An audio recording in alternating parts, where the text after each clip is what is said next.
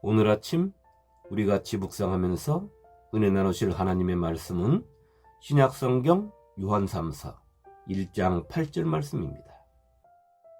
그러므로 우리가 이 같은 자들을 영접하는 것이 마땅하니 이는 우리로 진리를 위하여 함께 일하는 자가 되게 하려 함이라.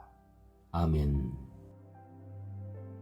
요한3서는 사도 요한이 가이오라는 믿음의 형제에게 편지하면서 그가 자신이 소유한 물질을 가지고 예수 그리스도로 인하여 형제된 자들을 보살피고 그들을 돕는 것을 칭찬하며 그의 선한 행동이 하나님의 말씀, 진리의 복음 안에서 이루어지는 참으로 아름다운 행실이고 그러한 그의 행동으로 자신이 많이 기쁘다고 하고 있는 것입니다.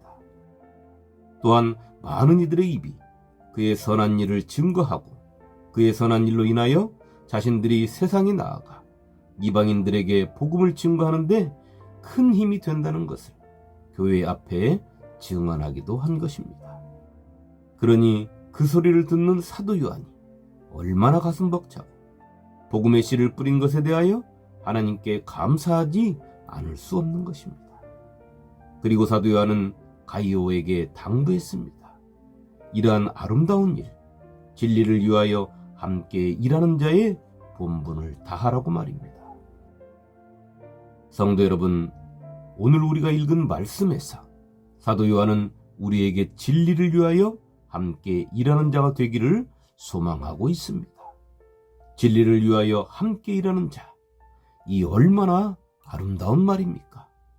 함께 일하는 것만으로도 좋은 것 같은데 그 일하는 목적이 진리, 다시 말해 하나님의 생명의 말씀, 예수 그리스도의 생명의 복음, 하나님께서 우리를 사랑하사 당신의 아들을 이 땅에 보내시고 그 생명을 취하여 당신과 화목하게 하셨다는 그 엄청난 비밀. 이제는 하나님이 무서우신 분이 아니고 우리가 두려워하고 떨어야 하는 대상이 아니라 우리를 너무도 사랑하시는 분이심과 우리가 사랑하고 경외해야 하는 분이며 그 사랑으로 우리가 서로 사랑하며 사는 세상을 위하여 함께 일한다는 것은 진정 감격스럽고 내가 살아야 할 이유를 갖게 하며 내 삶이 생동감 넘치는 삶이 되게 하는 말이 아닐 수 없는 것입니다. 오늘 우리가 사는 이 시대에 가장 필요한 말씀은 이 말씀인 것 같습니다. 우리가 알거니와 하나님을 사랑하는 자, 곧 그의 뜻대로 부르심을 입은 자들에게는 모든 것이 합력하여 선을 이루느니라. 로마서 8장 28절 말씀입니다. 지금 우리가 사는 이 시대에는 믿음의 형제들 간에, 믿음의 공동체 간에 합력하여 선을 이루라는 하나님의 말씀이 무색한 시대가 되었습니다. 나만을 생각하는 신앙, 내 위주의 신앙, 나만 잘 믿으면 된다는 신앙, 우리 교회만이라는 울타리를 만들고 우리끼리만 하는 신앙, 우리 교회만 생각하고 이웃교회는 형제가 아니라 경쟁교회가 되어버린 세상에서 우리가 살고 있는 것입니다.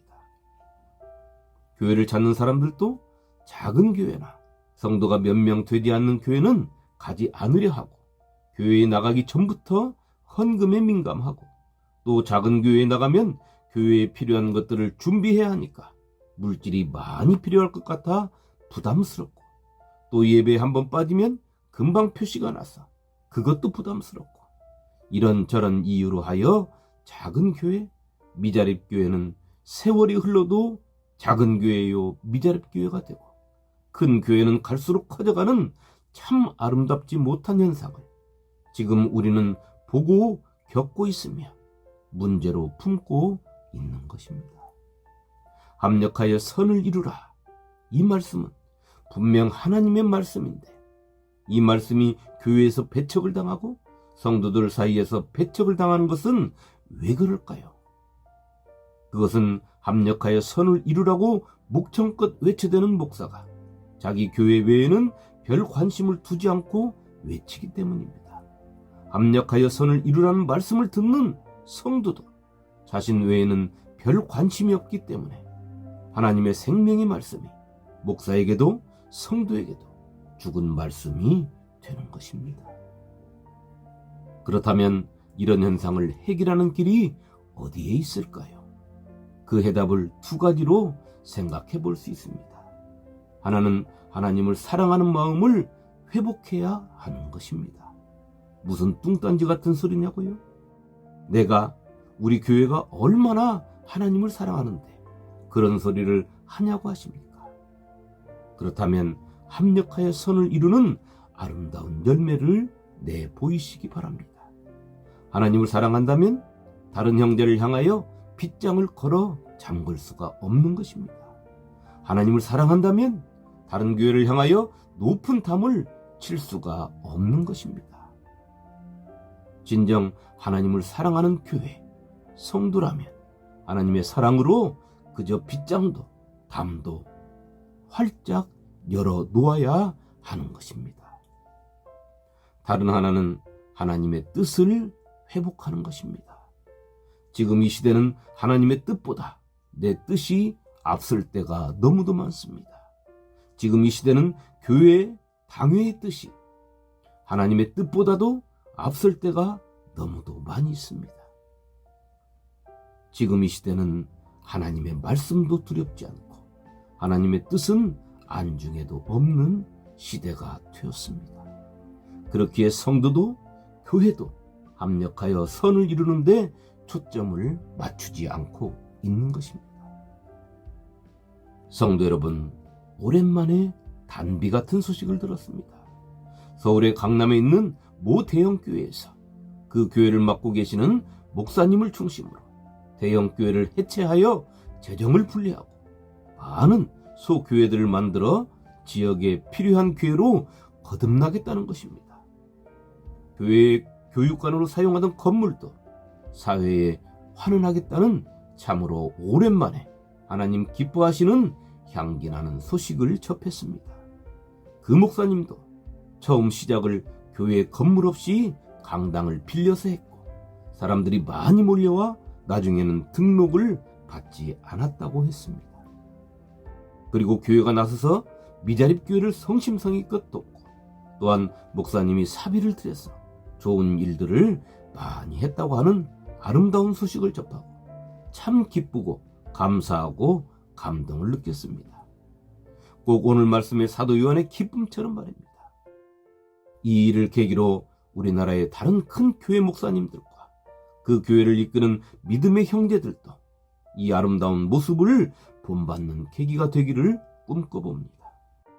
그리하여 이 나라의 교회가 하나님의 말씀을 따라 새롭게 거듭나서 하나님을 사랑하는 교회, 하나님의 뜻대로 움직이는 교회가 되어 예수 그리스도의 이름 안에서 서로 합력하여 하나님의 선한 일을 이루어가는 복된 교회와 성도들이 되기를 소망해 보는 것입니다. 오늘 사도 요한을 통한 이 말씀이 우리에게 새롭게 다가오고 살아있는 말씀으로 다가와야 하는 것입니다. 진리를 위하여 함께 일하는 자. 이 아름다운 사명을 감당하기 위해서는 첫째는 내 속에 예수의 피가 흐르고 있음을 느껴야 하는 것입니다.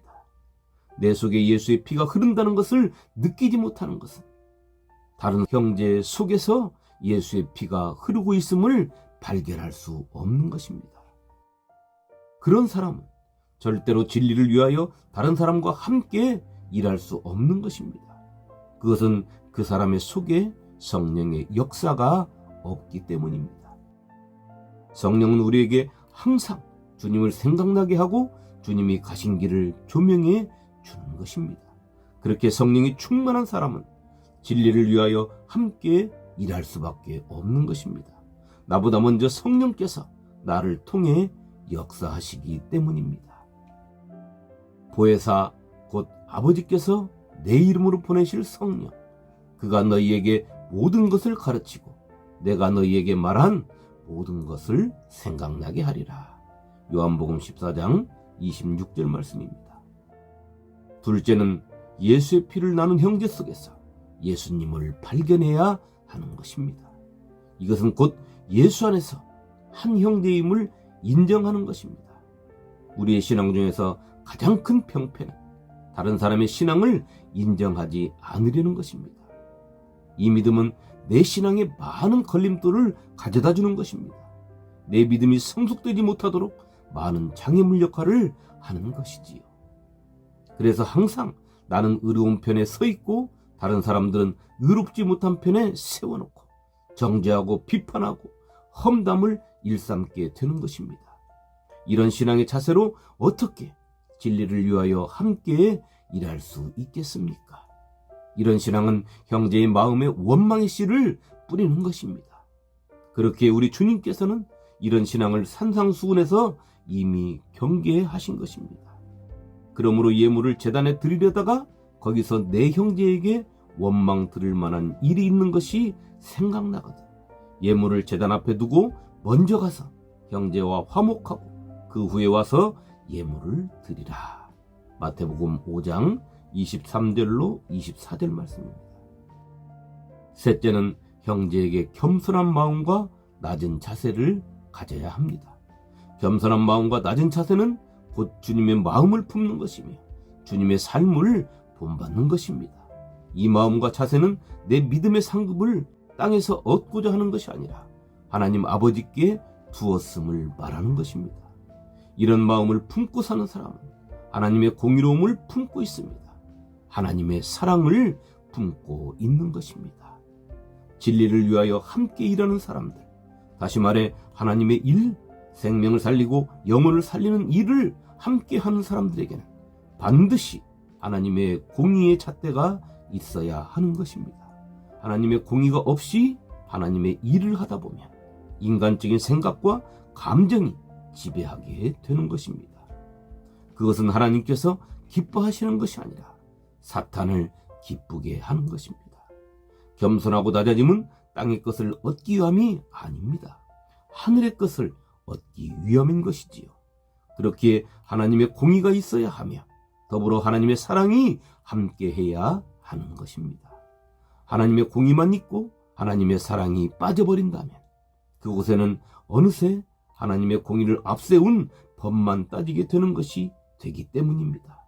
하나님의 공의를 세우지 아니하고는 하나님의 일을 할 수 없습니다. 그러나 그 속에 하나님의 사랑이 없다면 그 공의 또한 하나님의 기뻐하심이 아니라 사탄을 기쁘게 하는 것으로 바뀌게 되는 것입니다. 우리 주님은 우리에게 어떻게 겸손해야 하며 어떻게 낮아져야 하는지를 이미 다 알려주셨고 보여주셨습니다. 그리고 주님께서는 십자가의 저주 아래에까지 낮아지신 것입니다. 그 주님을 통하여 하나님은 우리에게 보여주셨습니다. 부활하시고 승천하시어 하나님의 보좌 우편에 앉게 하심으로 하나님을 위하여 겸손하고 낮아진 삶을 사는 자를 하나님께서 어떻게 높이시는가를 보여주신 것입니다. 우리 주님께서도 진리를 위하여 함께 일하는 자들이 있을 곳을 요한 사도를 통하여 알려주셨습니다. 그러므로 그들이 하나님의 보좌 앞에 있고 또 그의 성전에서 밤낮 하나님을 섬기며 보좌에 앉으신 이가 그들 위에 장막을 치시리니. 요한계시록 7장 15절 말씀입니다.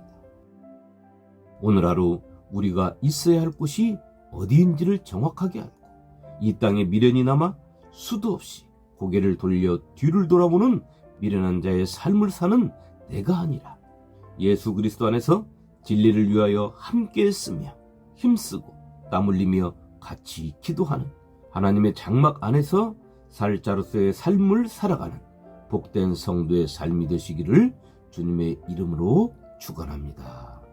아멘.